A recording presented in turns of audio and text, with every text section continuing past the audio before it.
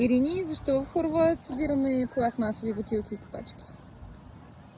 Считам, че всеки един от нас има една социална роля, която е хубаво да изпълнява. Както сме личности, които трябва да се погрижат за себе си, едно от нещата, които трябва да правим поне така като минимум, е да се грижим колкото ни е във възможностите и за общността, за по-голямото, за колективното по някакъв начин.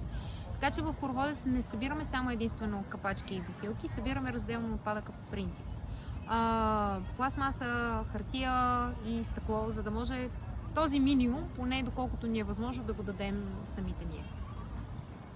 Това според теб възпитава ли танцуващите при нас?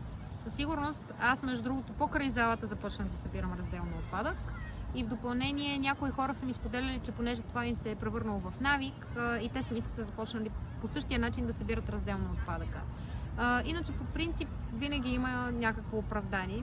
Нямам време, нямам къде да ги държа, нямам начин. Винаги има начин, когато човек има желание. Така че за всички, които са го направили, два палеца нагоре.